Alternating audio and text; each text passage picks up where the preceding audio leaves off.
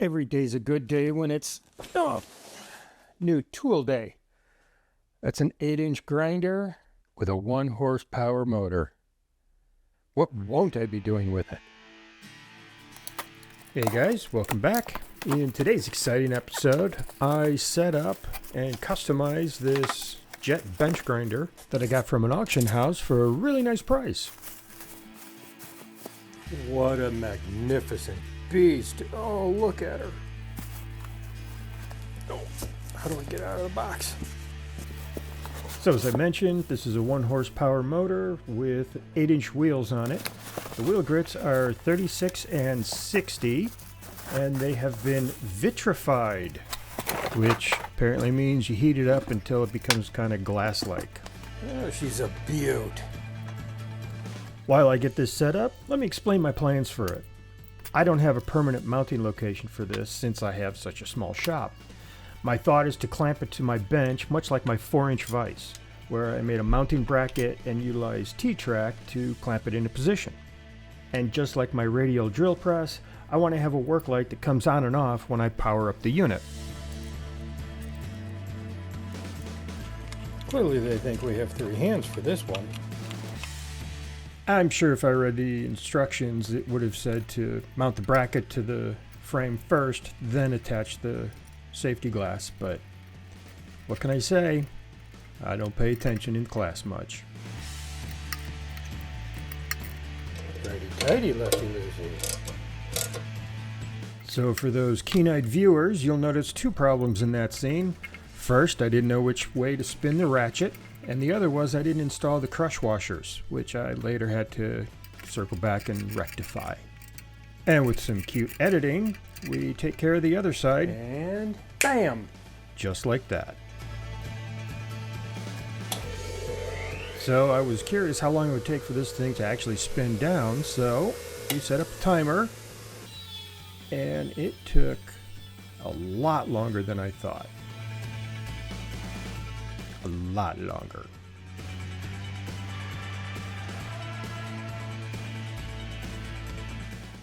I don't know if that's good or not.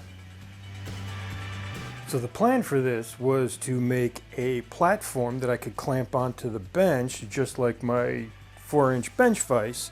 But as you see, there's actually a slight problem, and the problem are these ejection ports. I'm assuming you can hook them up to pipes for vacuums or whatever, but they just happen to be exactly right over the T-track channel. So I can't use that, or else anything flying out of there is going to get lit up and probably melted because the handles of the T-track clamps are plastic. So I need to come up with another solution. And the solution, I think, is pretty easy. Move it over and just use one of the T-tracks. The platform I'm going to make, it's going to be out of double thick 3/4 inch plywood, and I'll actually have a little lip hanging over the edge flush with this, so it'll add a little more stability, and then the clamp will be in the back out of my way. And I think between that and the weight of this beast, it's not going to go anywhere. That's the idea. I'm going to use 2 sheets of 3/4 plywood to make the base that this sits on. It's probably overkill, but I wanted to make sure that the front face of the platform had something rigid enough to attach to. And I'll be using glue and screws to make sure it is rock solid. Here's a top tip. Skill saws work much better when they're actually plugged in.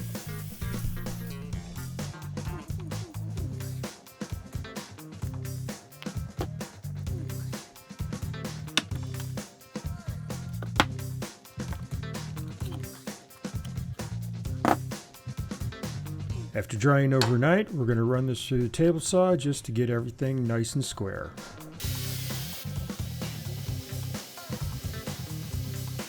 And Mom, if you're watching, everything's nice and safe. It's just the camera angle that makes it look like I'm nearly touching that blade.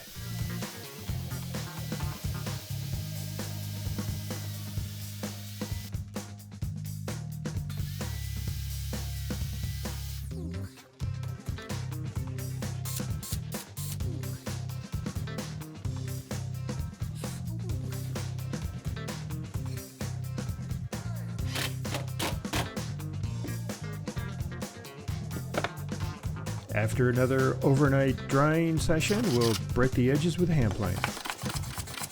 Now, lucky for me, Chat was smart enough to put that screw right in the center, so I just have to line up that mark with that screw. That's almost spot on. And then just make sure I'm lined up in the back. Just a little more, and perfect. That's what we're looking for. It only takes 2 bolts to secure this. So after marking and drilling, we need to flip over the base and countersink some space for the nuts and crush washers.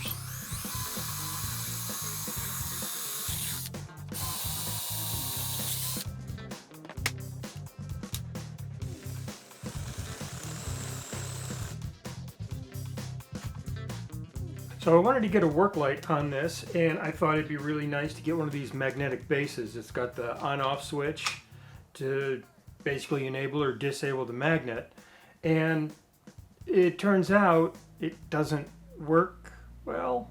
So let me show you what I'm talking about. And the idea was I would just attach to the base here, which I believe is cast iron, turn it on, but just the weight of the lamp causes it to fall off. This magnet is not strong in any way whatsoever.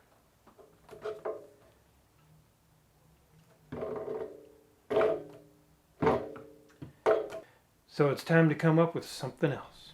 And after many seconds of contemplation, I have an idea. Lucky for me, disassembly of this thing was really simple. They just put in some threads into a hole, and I can unscrew it lickety-split. But before we get the lamp mounted, I need to get it wired into the power switch. I also need to remove the base from the motor housing because the bolts don't fit from the top down. And yes, I realize it would be easier to slide the bolts up from the bottom, but I have to do things the hard way. I'm using socket head cap screws, which I think are totally cool, and I don't want the nuts to be on the top.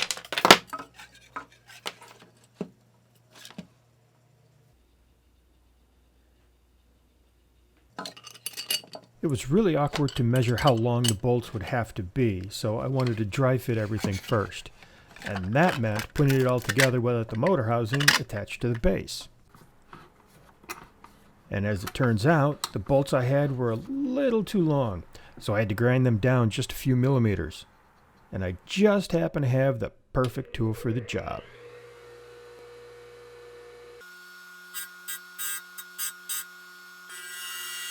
Once I had the length right, I just put a little chamfer on them. And to be on the safe side, I put the nut on first so that taking it off and on would be a little easier. So, back to the work light. Off camera, I painted the base for that cool workshop factor, and I made a hole for the lamp gooseneck.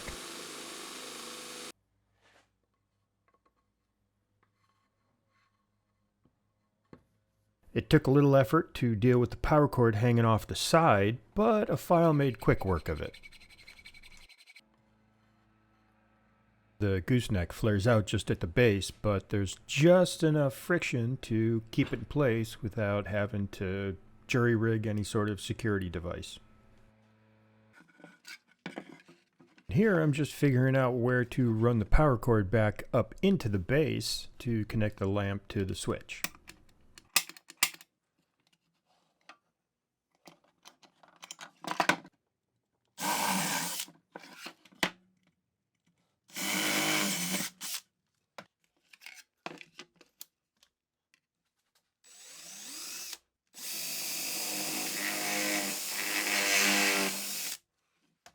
I filed off the rough edges of the hole in the metal plate, and I'm going to add some Tessa tape for an added layer of protection.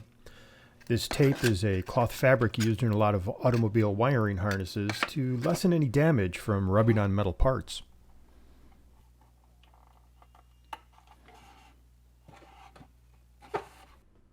Now I just have to chisel out a groove for the power cord, and then we'll be ready for final assembly.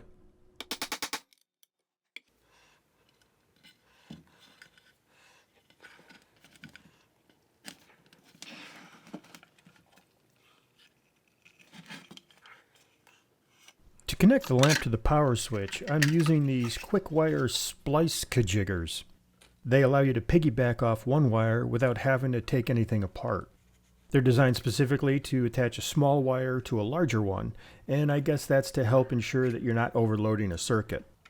Since this is an LED lamp that only uses 20 watts of power, I'm not too concerned about that extra load.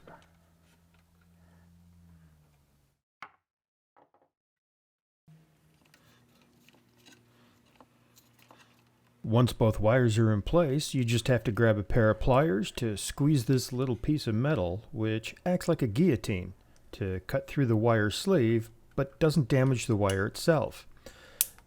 This creates a bridge for the electricity to pass through. It's a neat little invention for this type of connection. And now that it's done, a quick little test. All right, that is success.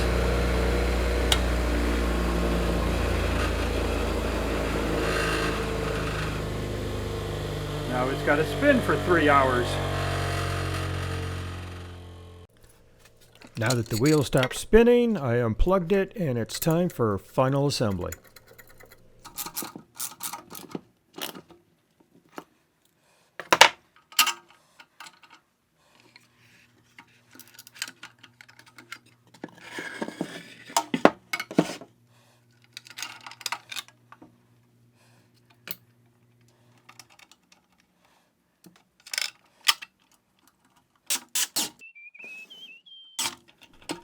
And as my dumb luck would have it, I drilled these countersink holes just large enough for the nuts, but not large enough for a socket head to help tighten them. I didn't want to take this apart again, so I wound up using needle nose pliers, and it worked surprisingly well. Last but not least, a little piece of aluminum tape to protect that cord on the bottom, and this thing is ready for a test.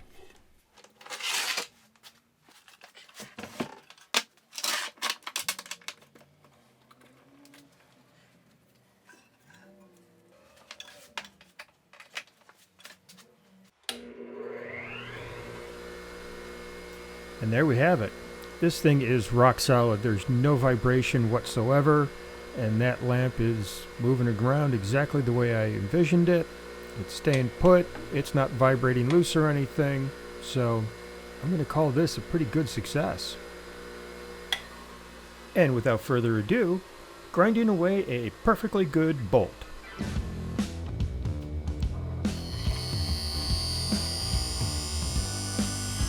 If you've made it this far, I really appreciate you sticking with me. I'm curious if you thought this was a good idea or not, so in the comments down below, leave the word smart or the word stupid, and if you would have done anything different.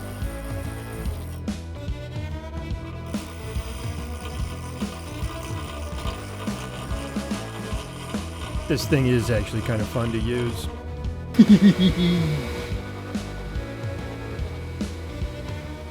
All right, and there you have it. This is how I envisioned it to come out, except for the lamp. Obviously, that magnetic base didn't do squat. But I think I came up with a really good solution.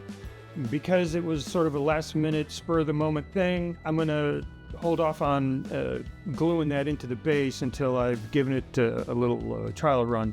Make sure it works out the way I want it to, then we'll finish it up. But for the moment, I think it's working really well. Even just pressure fit like it is, it holds it in shape. I can't be happier. Now you may be wondering, what am I going to do with this when I have to put the bench up?